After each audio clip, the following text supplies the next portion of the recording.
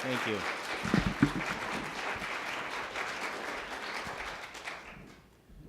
Thank you, Justin. Wow. He's not just hoping to become a musician, I think he's made the grade. Excellent. It's time to introduce Reverend Christine. I probably could talk about her longer than her morning message, but I will try not to do that. She sent me a whole page of information about her and her experience and so forth. I'm only going to use a little bit of that. I'm going to read you a couple of quotes at the bottom of this page that tell me a lot about who she is as a person. We may stumble, but always there is that eternal voice, forever whispering within our ear, that thing which causes the eternal quest, that thing which forever sings and sings. Both of these quotes are from Ernest Holmes. Prayer is a thought, a belief, a feeling, arising within the mind of the one praying.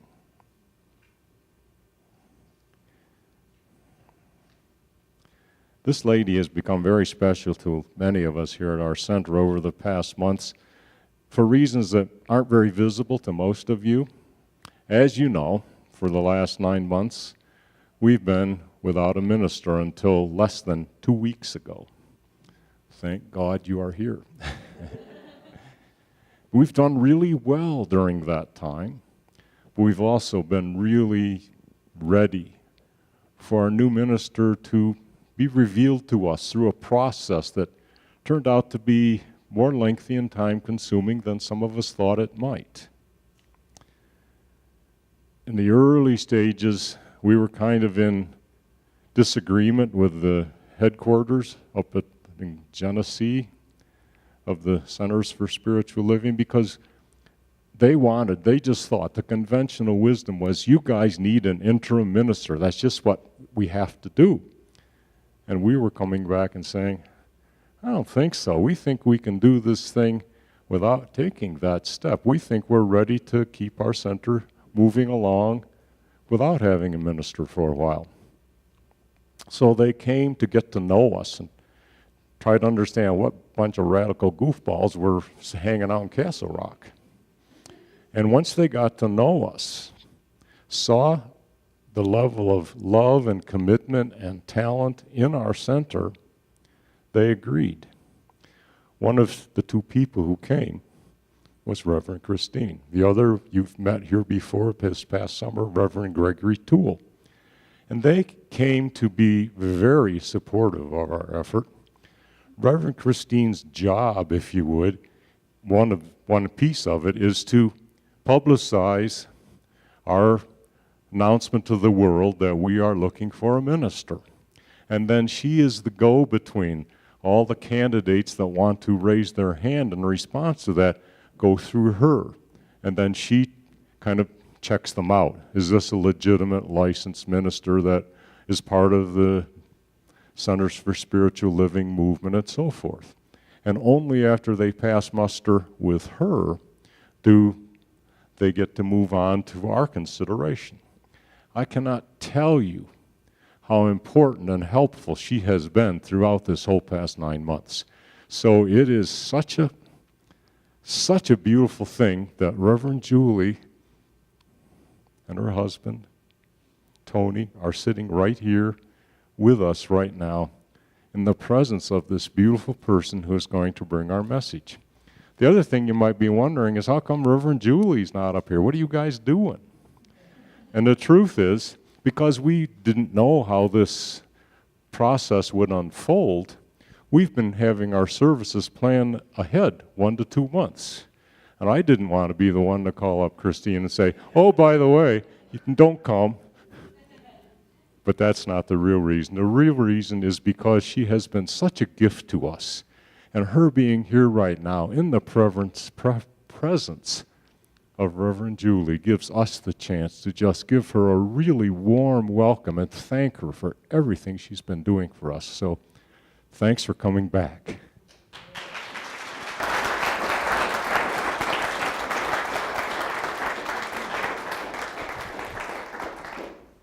Wow, that's Awesome. Okay, well, yes, it's. I have been thinking about the fact that this is so synchronistic because I was actually scheduled to speak on Sunday the 8th, and a friend of mine was coming to visit from California, and when we made our plans of what to do, it just seemed like Sunday was a very important day of the days that she was here. So I called Foster, and he said, well, he was speaking on the 22nd, and so he would gladly switch with me. And of course, at that time, Reverend Julie, you were not, you hadn't been chosen. You hadn't been the chosen one yet. So we didn't know. But you know, that is exactly the way that life is. And you know, this will come as no surprise to you, but the truth is that as we open our mind and our thinking and our awareness and our acceptance to the idea that life is absolutely synchronistic right down to every little minute detail, and that the one infinite mind of God, the all-knowing, all-present, power and wisdom is the orchestrator of all of that. And we are the vehicle, we are the avenue of its expression. So today, knowing that your theme for this month is Winds of Change, Winds of Change, I thought, well, how appropriate for me to talk a little bit, to share with you about a journey that I have been on, Winds of Change, and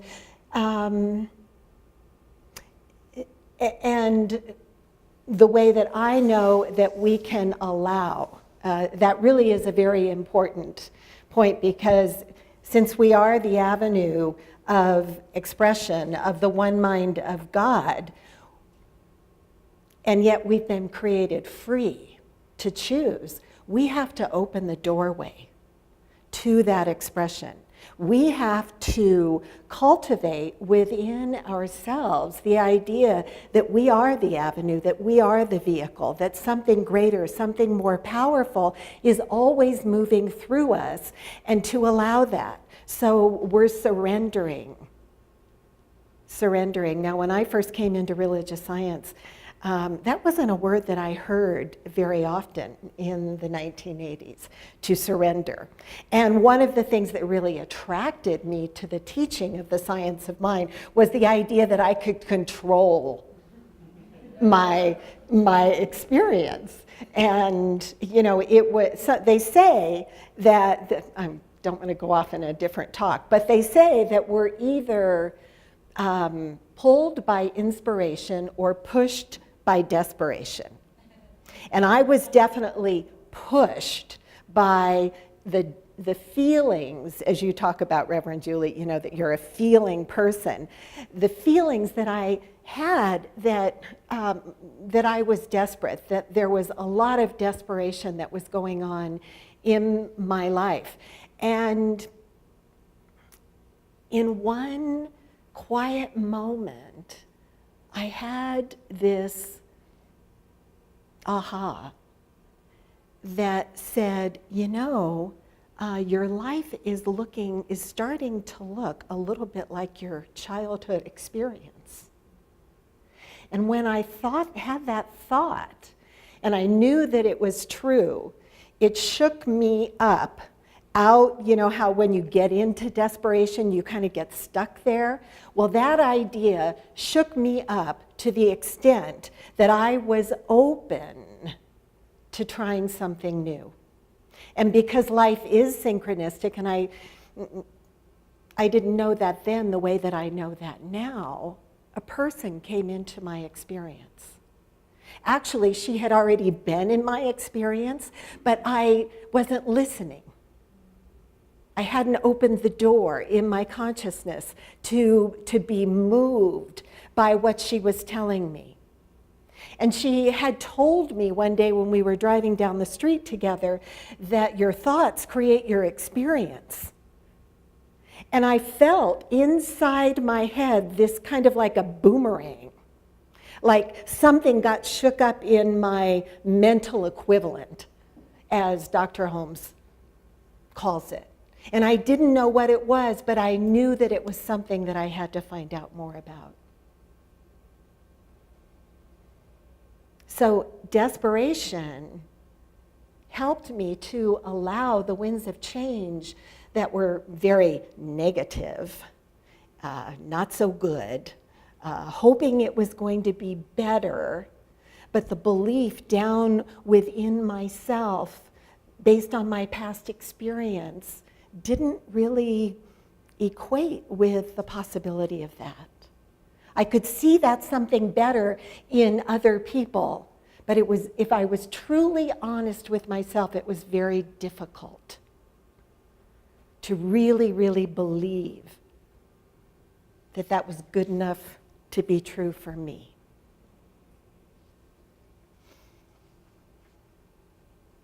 So allowing winds of change to bring forth your authentic self. Well, I decided, since authentic is, a word that I'm emphasizing there, that I better go to the dictionary and find out a little bit more about the word authentic. What does that really mean? And so the dictionary says that authentic is genuine and original, as opposed to being fake or a reproduction. So there is that within us that is authentic, original, no other individual like you. And even though we put on masks, and our ego drives us at times to take on personalities or ways of being that maybe are fake, it takes an awful lot of energy. And so one of the things that I've come to realize over the last 25 years is that when I'm authentic, it's easy. Now, you know what? Easy doesn't mean not scary. And that it is and has been through taking the principles of the science of mind and then applying them in my life to build a relationship with something greater. This thing that I call God. This infinite nature of good. The power within us to change our experience, to open the door in our consciousness so something greater comes through. So, is there anybody here that doesn't want to be more authentic than you already are?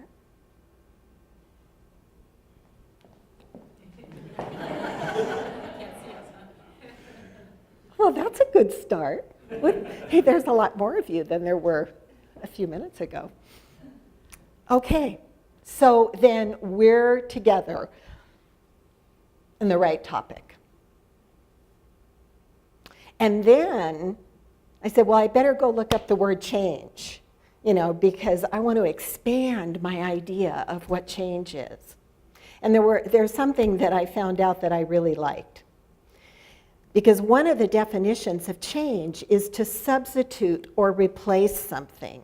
It's a transitive verb, to exchange, substitute, or replace, to remove one thing for another.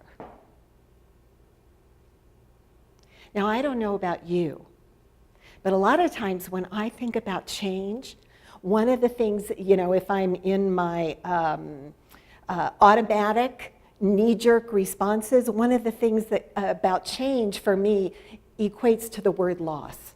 I'm going to lose something.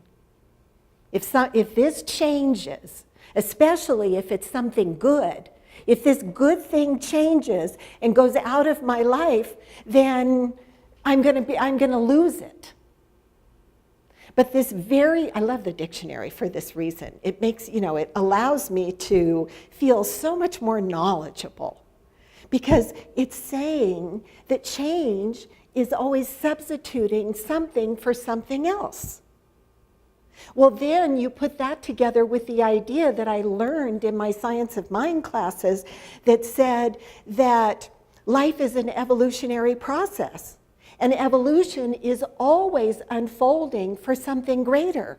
And that if I'm willing to open the door within my own awareness and to allow myself to be the avenue, the vehicle of the expression of that good, then I can just trust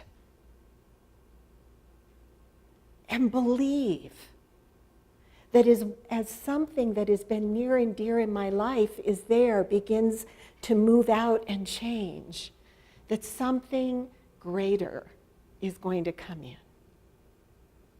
And so for you as a community that is in the midst of change, I hold that idea for you.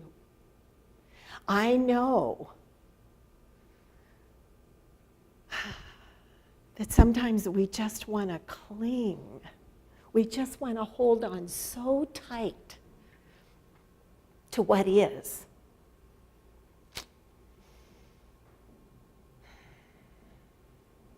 That we have to work with ourselves.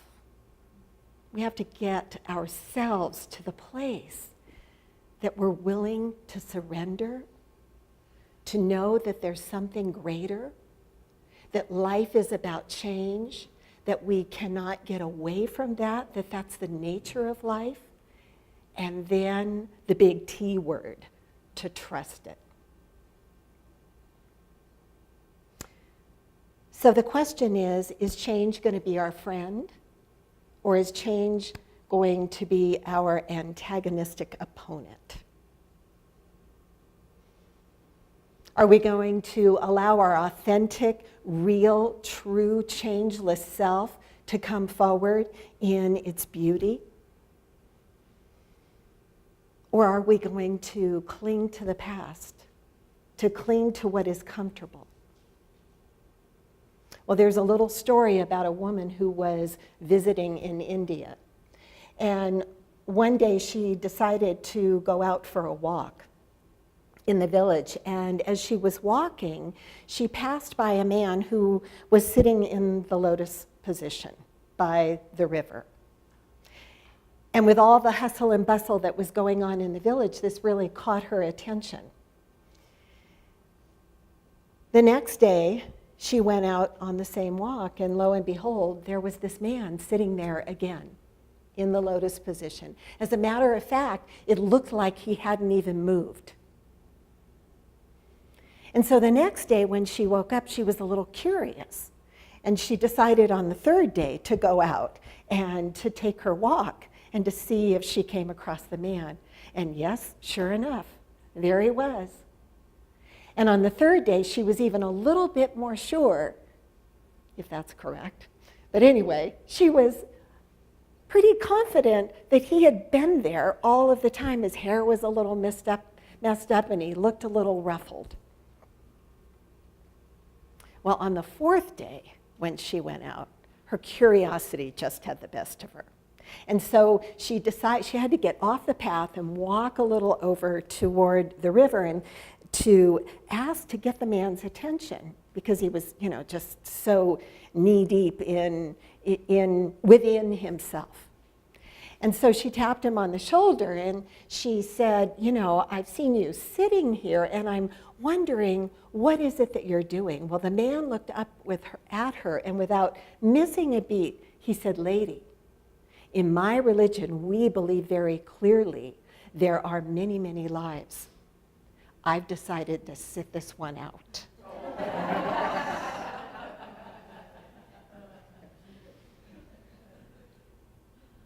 Now, one of the things that I'm here to tell you today is that's not possible.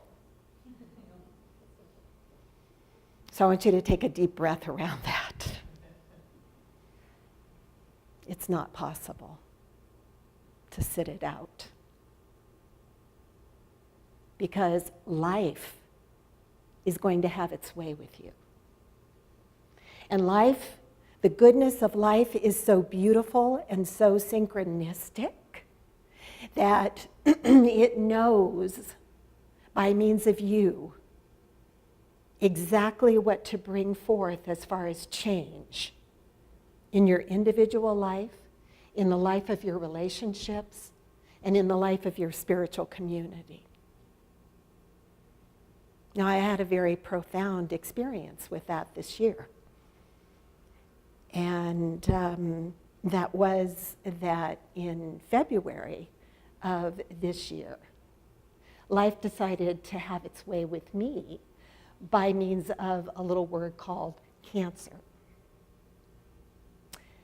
And it was a shock. It was an absolute knock me off my chair, unbelievable shock. So what do I want to tell you about that? What I want to tell you, fast forward, is that I'm absolutely whole, complete, and perfect and healthy, okay? And of course, I've been saying that to myself all the time. I'm whole, complete, and perfect and healthy. But as far as the, any tests or anything that can determine what the naked eye can see, in my physical body, I am healthy. And as a matter of fact, after I had surgery and the biopsy came back and they said, well, we took everything out. Thank God for modern medical techniques. We took everything out, but because these cancer cells started to move outside of the tumor, and we took that out too, by the way, because we call that stage 3, we recommend that you have chemotherapy. Now, I don't need to go into what my process was in terms of deciding about that, but what I want to share with you is that this process of moving through chemotherapy and taking chemotherapy, when at the same time I was being told there was no more cancer in my body, was really a strange experience. Because it makes you feel kind of icky. And then probably everybody, at this point has known someone or been around someone that has gone through that. And I was regularly confronted with people that thought because I was doing chemotherapy that I had cancer. And so it was really good for me to remind them, because I had to keep reminding myself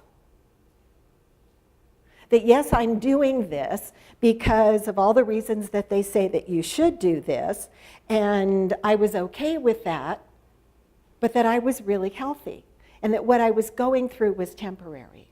Now, the process of this, when it comes to allowing winds of change to bring forth your authentic self, was, I can say today, one of the most beautiful, perfect, wonderful, faith-building, trusting, connecting, and I'm going to even go so far as to say joyful experiences that I have ever had. And one of the first things that I did was to create what I use in my life frequently when I'm facing something or I want something, because I'm still working with that control thing. I still think that I can control things. But I think as long as we're in a human body, we're going to think that, so, that's okay. But one of the first things that I did was to create what I call a covenant for myself. And in the covenant, the word that I called forth for myself was wholeness. And I decided right then and there, when I chose this word, that I, right at that moment, wanted to embrace my authentic self. My real, changeless, spiritual, and if it's my spiritual authentic self, then it has to be my personal human body, physical self as well. No separation. And so what that meant to me was that right then, right there, in that moment, every aspect of my experience on the invisible side and the physical side was whole. And that was my covenant to myself.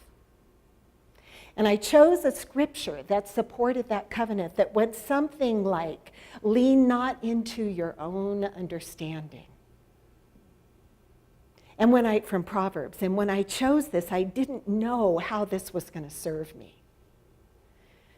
Because our human self wants to lean into our own understanding, wants to rationalize or wants to take whatever we're experiencing in the moment if it doesn't feel good or if it's scary or frightening and we're uncertain about what to expect. Our human mind, when it's separated from God, from the very nature of our being, tells us a lot of scary stories. And so I would look at that and it said, lean not into your own understanding, but trust in the Lord. Trust in the law of good. Trust in the knowing that there's a presence and a power of the spirit of wholeness right at the center of my being. And no matter what it is that I'm moving through, I am always whole, complete, and perfect. And the presence of this infinite life, this love, is right where I am. It's breathing me. And the result of this is I pulled myself out over and over again of my own understanding and trusted in my understanding, my relationship with the Lord God, the highest level of knowing, the one omniscient, omnipresent, and omnipotent power that is the very essence of who I am. That I was humbled, that I was changed, that change began to take place within my mental and my emotional being without me doing anything other than just surrendering to it and trusting it and letting go.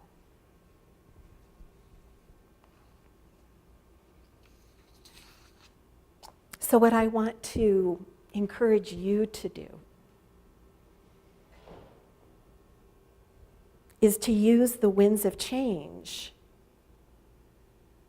and to allow whatever change or movement or feelings of desperation or places in your life that you feel are not working, or even the places that are working that any moment may change. And to use those things to embrace what makes you unique. What makes you unique? Because you're an original. And because it seems like you're sitting in here separate and alone, but you're not. You are a changeless being. And the infinite, invisible presence of God is what you are. Good. We come into this life through this thing called birth. We come in through different parents, in different homes, different cities, different countries, different cultures, different ways of living, different mindsets. All of us. And we move through our life and things change. And we go out through this thing that we call death.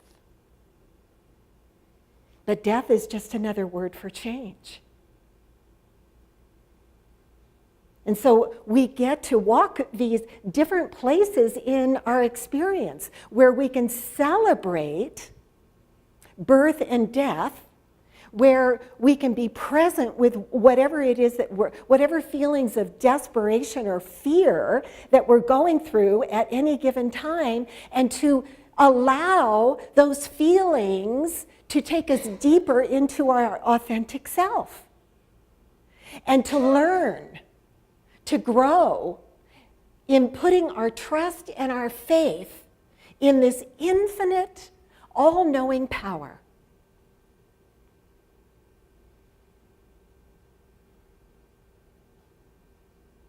And when we do, we have so much more confidence about moving in the direction of our dreams.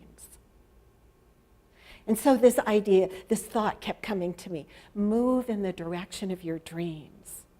And pretty soon, as I was saying, move in the direction of your dreams. When you move in the direction of your dreams, things happen.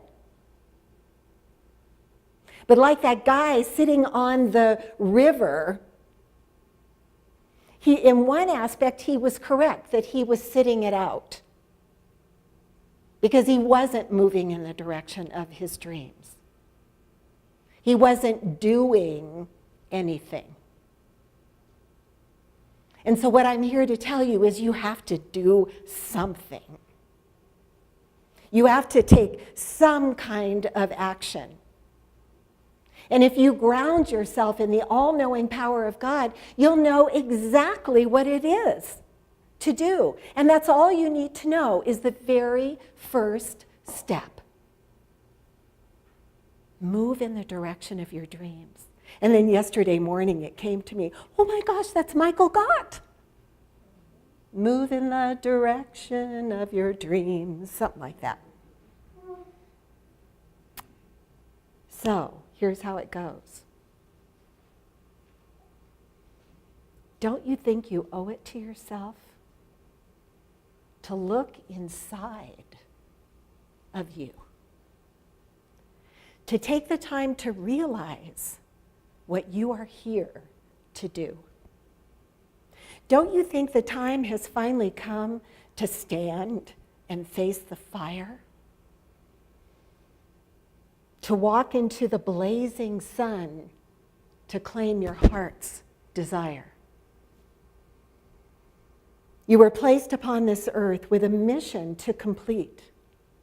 Now the time has come to stand up strong and claim your destiny. You must move in the direction of your dreams. Act as if they've already come true. Even when there is no hope, or so it seems, just move in the direction of your dreams.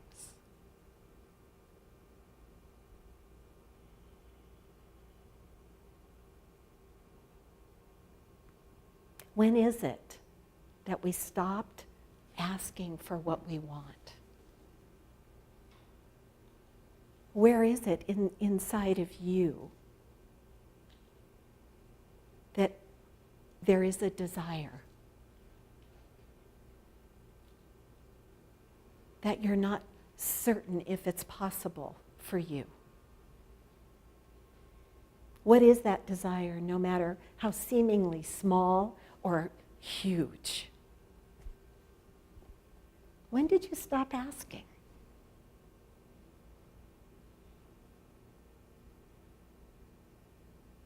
Well, this is the time. This is the time to allow whatever winds of change are going on in your life to bring forth your authentic self. To make a commitment to take time every single day to be still, to listen to your inner voice. And I got to tell you that this is a practice. It's not a new practice for me, but it is a practice that I made an even deeper commitment to in going through this process. To sit, to take time every day to listen to my inner voice. To allow the feelings of fear and desperation that were there for me on any given day. Because my teacher told me that that was a good thing to do. And when I would run to her and I would say, but oh, I'm feeling so this or I'm feeling so that, she would say, well, it comes up to pass away. Or she would say, well, it comes up for you to be aware of it. It comes up for you to see that there's something there to do some work around, some spiritual work, to look more deeply into yourself about what you're really believing about that thing. And to celebrate the idea that it comes up within you. Because you know, when you sit still and you're not busy all the time, stuff comes up. Stuff comes up. Shift happens. And then we remember the call. Lean not into your own understanding, but seek the presence of God that is right at the center of this circumstance and this situation. And remember the truth of who you are, your authentic self, that it in the physical realm is forever and ever changing and replacing and taking on new forms, but the truth of who you are is eternal. And so I think for me, one of the biggest gifts out of the whole thing was to face death, was to face my mortality, was to come face to face with whatever my feelings were about the possibility that change would continue to take form in a completely unknown, to my conscious mind, direction. And I had a lot of thoughts about that. And when some of them were scary thoughts, it was lean not into your own understanding, but seek the presence of God that is within you, closer than your very breath, and listen and trust what you're hearing. And what I began to hear were some very, very practical things that I needed to clean up in my life. Things that I had been carrying along with me for quite a long time.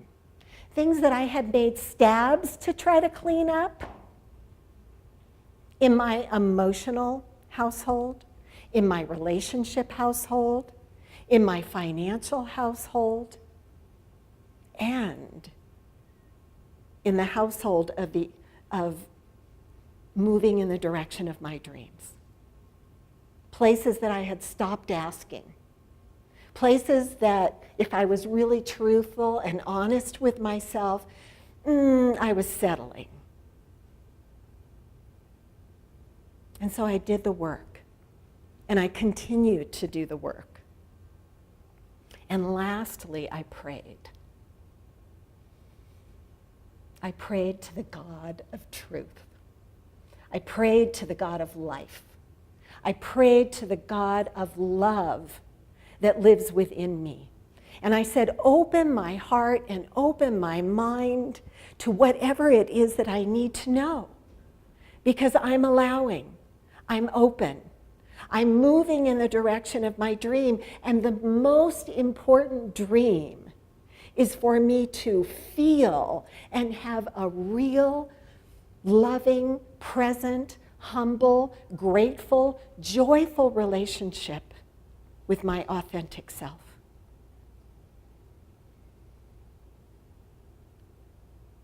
And that's big. And that's a process. And that's joyful. And that's exciting.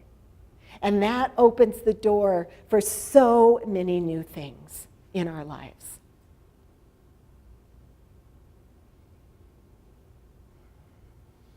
And so I encourage you.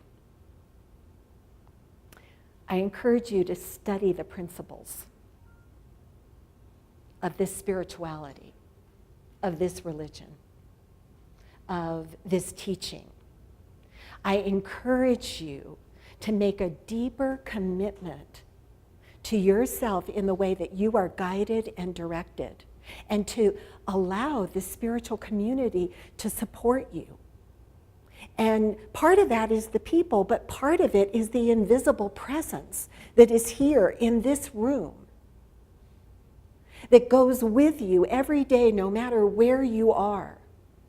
like a ground of being in the physical realm. This spiritual community can lift you up and bring forth changes in each and every one of you, no matter how much you've already studied. Life is infinite. There's always something to know. And in the beginning, each one of you said that you were open and receptive to your authentic self coming forth even greater. Now, Dr. Holmes tells us in the Science of Mind textbook that this is going to happen for each and every one of us, even the guy sitting by the river. Somehow it's going to happen because he's alive. And so there's something happening in each and every one of you. And there's that within you that is calling forth into your experience, into your mind, and into your awareness that knows what your next step is. And so I invite you right now to just close your eyes for a moment. To tune into that place within you that is your own connection to the Spirit of the Divine. And to listen.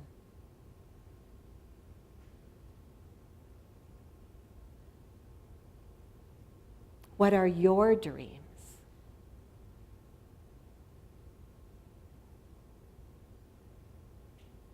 What are the dreams that you have stopped asking for?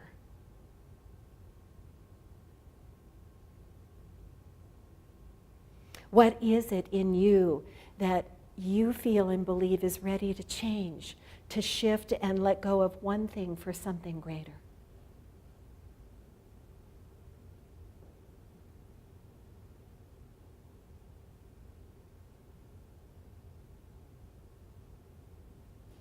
And I invite you to reconnect with this later, maybe to write about it, maybe to talk with someone about it. Maybe to write about what you feel is standing in the way. And I leave you with this quote from Thoreau. He wrote, "I learned this, at least by my experiment, that if one advances confidently in the direction of his or her dreams and endeavors to live the life which he or she has imagined, that she will meet with success, unexpected in common hours. In proportion as he simplifies his life, the laws of the universe will appear less complex, and solitude will not be solitude, nor poverty, poverty, nor weakness, weakness." Don't you think you owe it to yourself to look inside of you, to take this time to realize what you are here to do? Don't you think the time has finally come to stand and face the fire? To walk into the blazing sun, to claim your heart's desire? You were placed here on this earth with a mission to complete. Now the time has come, so stand up strong. Your destiny is here to claim. Blessings on your journey. Blessings on the changes that are moving through your spiritual community. And blessings on your life. Namaste.